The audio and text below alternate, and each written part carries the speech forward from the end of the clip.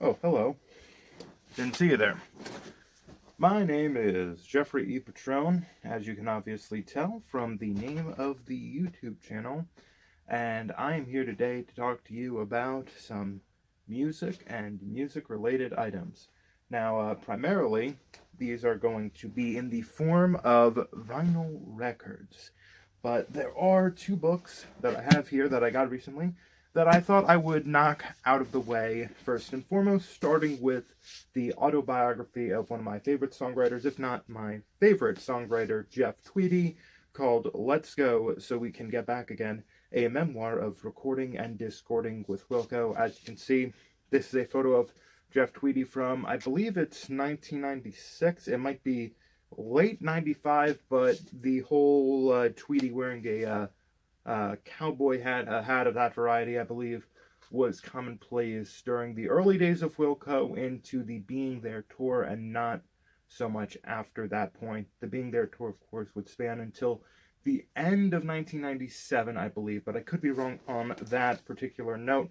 Secondly, this is a book that I did not know I've been waiting for, although I really wanted to have it. But There Was a Light, The Cosmic History of Chris Bell and the Rise of Big Star by Rich Tupicki. This is, of course, the quote-unquote revised edition, otherwise known as the second edition. I am not entirely sure of what major details they would have to change, but this chronicles his whole life, and even up until after his death in 1978 into Alex Chilton's solo career, and then the reformation of Big Star. And it even goes all the way up until 2018, apparently, which I did not know, but I am very excited to get a chance to read these two books. One who lived long enough to write their tale, the other one who tragically passed away at the age of 27. In that vein, I would also like to recommend the Alex Chilton biography, A Man Called Destruction. I am forgetting the writer who wrote that, but that is also an excellent biography, and it includes anecdotes about how, I believe, Alex Chilton, who was living with the Beach Boys or something to that effect in, I believe, something like 1968, maybe, let's say, woke up one morning to find himself in bed with Charles Manson. Literally, which is just, I think, one of the high points of the novel. And also a real interesting part, at least for me, is the story of how, it's not one particular story, but the thread of Alex Chilton practically losing everything in the early 80s and having to rebuild himself, and getting to the point where he was playing at a novelty cafe where people would just request songs from like a menu, and he would just play that, and the versatility that he got as a guitar player from that experience, and how it affected his not early, but mid to late 80s, like 85, sorry about that, 85, 86 EPs that included some of his most diversified material, leading into his first real official solo album that was clearly and cleanly produced in 1987 called High Priest. It's a fascinating tale, although I feel like the material itself does not live up to how it is written about in the book. It is a fascinating tale nonetheless. So let's dive right in. And as a thing, for the first time ever, a few of my cousins got together and decided to do a Secret Santa. And as part of that, I was gifted a 50th anniversary copy of the Rolling Stones' Beggars Banquet, which I'm not sure if you wouldn't know, because I don't really talk about the Rolling Stones that much on this channel. But this is, without a doubt, my favorite album by the band. And it is, of course, for those of you not aware, the last album that Brian Jones played on. I almost said Brian Johnson, which would be drastically different. But yeah, he does not play on every single song, but he does play on a good number of the recordings, and it came with a flexi disc of two sets of interviews that Mick Jagger did in relation for the album, one in London and one in Tokyo, which I really appreciate, although it did not come with any additional tracks to those already on the album. And for those of you who are not familiar with a flexi disc, it is, flexible, to say the least. Not always the best quality stuff gets put on flexi discs, but I still appreciate them Nonetheless, who cares? But yeah, this is really, I think, a turning point for the Rolling Stones, and is an example of how far they had expanded beyond the blues, and yet still a prime example of how much they could still do in the genre of the blues. And I mean, they're still a great blues fan when they want to be. They're I think it was 2016. Maybe I could be wrong, but the Blue and Lonesome album that they put out a few years ago, I think was very good, especially for a band so late into their career, and a band with so many, I would say, misses, such as I think it was 2012, once again, could be wrong, kind of side project of Mick Jagger called Super Heavy, which is very regrettable, and I'm glad no one talked about it until I just now brought it up. Unleashing hell upon earth itself. But until then, let's talk about some records. And some of these are, of course, from Princeton Record Exchange, as you can probably tell from the bag, while others of these are from a record store in Doylestown, Pennsylvania called Siren Records. Now, for those of you watching this way after the fact, just recently, Ryan Adams, not one of my favorite writers, but definitely an interesting musician nonetheless, announced that he was going to be, or at least going to attempt to release 3 new albums this year, and the first of which is going to be called, apparently, Big Colors, and a track on that album, which I've heard a tidbit of, was called, etc. and so forth, Doylestown Girl, and I really dig that song. And if you dig that song and you haven't been to Doylestown yet, specifically Siren Records, I highly recommend you change that fact about your life, because they have a lot of really great albums that I am now going to tell you about.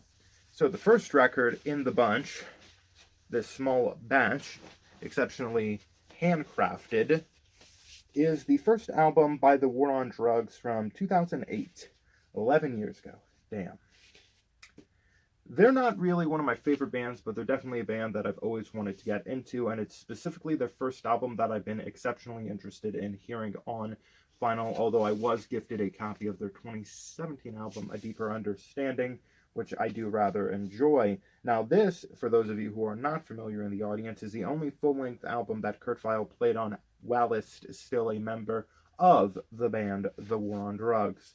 And yeah, from the things that I have listened of this album so far have been quite good. I really like, for whatever reason, Coast Reprise, which seems like an odd pick, but that's just me. So yeah. And without further ado, the next record, and of course, a transition. So, almost said they might be giants. The War on Drugs, as they are today, or at least last year now, technically, if we are speaking so, did a thing called Drugcember to Remember, which I thought was just one of the greatest puns that I have seen in a good while. And it was a series of shows that they did in their hometown of Philadelphia. And for one of the shows, they had a singer named Frances Quinlan open, doing a solo performance. Now, if you're not familiar with that name, I highly recommend you correct yourself and atone for your crimes, because Frances Quinlan is the main songwriter and singer for one of the best bands, and the band behind my favorite album of last year, and the album that I am now going to show you, Bark Your Head Off Dog. The band in question, Hop Along, another Philadelphia group. They are on the Saddle Creek record label, which I believe is the record label started by Connor Oberst and Bright Eyes. Big Thief, another band that I'm a big fan of, are also on this label. And yeah, I really don't think there's a single bad track on this album, except for the song How You Got Your Limp, which has steadily been growing on me, but it's not the worst song in the world, but it's very clearly not a song that I go out of my way to listen to when I'm listening to this album. Although, if I am just doing a run-through of the album, it's rather short, about 40 minutes or so. I won't skip that up. I won't skip that song. This is very much an album that I can listen to the whole thing in one piece and feel the need to just keep listening to it. There is hardly a day where I don't listen to the song How Simple or Not Able at least once. And yeah, it's a fascinating album that I recommend to every single person that is currently alive, and even some of the dead ones. Check it out. And additionally, they had a song on their previous album to that, Peanut Shut, maybe, I'm forgetting the exact name. Came out in 2015. It was their technically third, but I would refer to it as their second real album, called Horseshoe Crabs, about a singer-songwriter named Jackson C. Frank, who only put out one album in his lifetime, famous for releasing a song called Blues Run the Game. You might be familiar with that song, even if you're not. A lot of people have covered it. I believe even Simon and Garfunkel have, Nick Drake has, and yeah, it was used recently in a commercial for Robert Redford's last movie, The Old Man and the Gun, which I still have not seen, but the trailer is exceptional. This album came out in 1965 and was something of an influence on the likes of Simon and Garfunkel, whose Paul Simon actually produced the album and paid for the sessions out of his own pocket, although it really only came out to $50, but it's the thought that counts. It's the thought that counts. This album went on to influence the likes of Elliott Smith and Nick Drake. Has a lot of great songs on it. One of my favorite songs on it is I Want to Be Alone, Dialogue, which was originally titled Dialogue for Four Voices. Now, you can find a lot of other material recorded by Jackson C. Frank, but he had a very difficult and interesting life that is ultimately, I would say, tragic. And yeah, I highly recommend you listen to this album. I highly recommend you listen to Hopalong's Horseshoe Crabs. And I highly recommend that you stay with me as I go into the next set of records from Princeton Record Exchange. Now, some of these records I am more familiar with than others. Now, this particular record I am not entirely familiar with at all. It's called Brownie McGee and His Buddies, 1945 through 1955. Let's have a ball. And it is a variety of tracks, really more of a compilation recording, although Brownie McGee does play guitar on every single track, and it just includes a lot of interesting 1940s into 50s, I would say, jazz-adjacent rock and roll junior blues-ish tracks, such as Let's Have a Ball, one of my personal favorite songs by Styx McGee, Drinking a Wine, Spody-Do, made famous by Jerry Lee Lewis. And yeah, interesting record. Haven't listened to all of it yet, so I can't give it a wholehearted recommendation. But if it's anything like I've listened to so far, I very much do recommend it. Especially if you do like early rock and roll kind of jazz things along the lines of like your Charlie Christian, but say you want to listen to that and have someone who plays as weird as Charlie Christian looked. If that makes any sense to you, I highly recommend you check out that album. So next up, we have an album, a compilation by Maureen Tucker, also known as Mo Tucker, called I'm Sticking With You, an introduction to Mo Tucker, a compilation of solo recordings by Mo Tucker from 1980 up until 1998. Fascinating affair featuring collaborations from people like, of course, Lou Reed from, you know, it's Velvet Underground if you didn't know.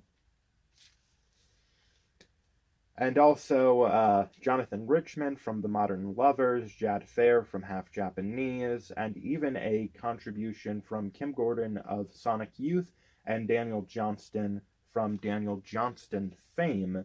And that, of course, there's a cover of Pale Blue Eyes. There's actually a good deal of covers of Velvet Underground songs on the first side. And the cover of Pale Blue Eyes, which I would say, so just from what I've heard before of these songs, is probably the standout. I haven't given this particular set a listen as one piece, but that song, which features Lou Reed on guitar, Kim Gordon on bass, and Daniel Johnston and Jad Fair both doing backing vocals, is from Life in Exile After Abdication from 1989, which is probably my favorite Mo Tucker album out of the bunch insofar as it is the only album by Mo Tucker that I have gone out of my way to listen to, due to the extensive collaborations that she did with Daniel Johnston on that album. Fascinating period in his career, fascinating period in pretty much music. Yeah, highly recommend you check that album out. And if you don't have the ability to get it on vinyl, which I didn't, I would recommend this. It's a lot easier to get. Just came out. Probably won't be paying out of the ass for it, but if you are, maybe just stick with Spotify. I don't know. I may be omnipresent, but am I? Next up, one of my favorite jazz musicians on the planet, Earl Father Hines, and yeah, he's probably my favorite piano player. I own a lot of records by him. There are a lot of really iffy records by him that are just repeating the same sets of songs over and over and over and over again. However, what I think is exceptionally interesting about him is that he exists in such an interesting period where his sound was very much defined by a certain point in Chicago music in the 1920s and 30s, but he continued to record into the 60s, and a lot of the music from the early time period of jazz, of, I guess, swing music, isn't entirely listenable or isn't so much transferable to the modern standards of sound, and doesn't particularly hold up even to like a recording from the 50s. However, Earl Hines, because he didn't die and continued recording into the 1970s on albums such as Hot Sonatas, which is just one of my favorite jazz albums of all time, he got to a point where his music does sound very modern and is this, you could play it today and not really be like, oh yeah, that's from so-and-so time, because of the lack of lyrics. I'm getting way ahead of myself. What I'm trying to say is that there's a lot of albums by Earl Hines that are just repeating the same tunes over and over and over again, and this is not one of them. It is Solo Walk in Tokyo, a jazz album made for Japanese audiences with liner notes in all Japanese. If you're not entirely familiar, the Japanese very much love jazz, as well as whiskey. But that's wholly unrelated for now. Next up, we have a dumb face. And after that, we have not a dumb face. This is Marion Faithfull's 79 or I think it's 79, but it could be 80, album Broken English. And there's not a lot that I can say about this except that it's incredibly weird, verging on new wave, and yeah, it's definitely a more complex outing by someone who spent the 60s kind of doing more traditional pop fare, as well as Mick Jagger. And finally, the last album before I can go back to my nap. What is, without a doubt, my favorite Miles Davis album of all time. 1975's Pangea. This and Agartha were recorded in Japan in 1975 as a part of live. They were just whole concerts, pretty much, by Miles Davis. Agartha being the first concert in the day, if I'm not wrong, and Pangea being the second concert recorded in one day. And of the two of them, Pangea happens to be my favorite. It's a very odd recording. There's only technically 2 songs on it, which both take up a record and are 40 plus minutes a piece.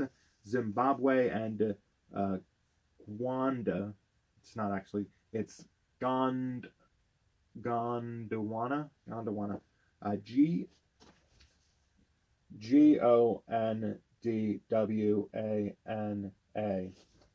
For those in the audience that have any idea how to pronounce that and are not as dumb as me, enjoy being not as dumb as me. This album is Miles Davis really at, I would say, his craziest artistically, and at a point that is entirely unsustainable. And I am not saying this out of my ass. I am saying this because pretty much after these concerts, he stopped recording music for 5 years. So yeah, this is the point where just the threshold of insanity, drugs, jazz, just it reached a point that I don't think has ever gone, that's never been reached before, and has never and probably will never be reached again. You know, listening to this is probably how, the feeling I get from listening to this is probably how someone like Nels Cline feels when they're playing the guitar. It is just, maybe not, maybe it's closer to Miles' head, but it's just maddening how chaotic this album is at times, and it features really a great lineup. There are, I think, only 2 guitar players. I thought it was 3. He had been touring with 3 in as late as 1974 on an album, Dark Magic, which was recorded at Carnegie Hall. But you have Michael Henderson on Fender bass, Pete Cozy on guitar, synth and percussion, Reggie Lucas, who is kind of the all-star MVP of the piece, playing guitar, Al Foster on drums, Matume, who is another just stellar player that really shaped Miles Davis's 70s sound, playing congos percussion, water drums, and rhythm box, Sonny Fortune on soprano saxophone, alto saxophone, and flute, and then you have the man himself, the mad motherfucker, Miles Davis, playing trumpet and organ. And for those of you not familiar, this is a Japanese pressing of the album, which I am very excited to own, considering it is an album recorded in Japan. Now, for this video alone, I am going to remove the tiny sheath. Thankfully, there is no record in here at this time to fully show off to you this glorious album cover of utter jazz, if you would. And with that, I would very much like to bid you adieu. My name has been Jeffrey Patron, and of course will continue to be Jeffrey Patron. Now, the next video on the channel will very likely be, and is all intentions going to be, a comparison between 2 bourbons, both put out by the W.L. Weller Company, produced at Buffalo Trace. William LaRue Weller, the 2018 release, and Weller 12-year-old. Join me, won't you?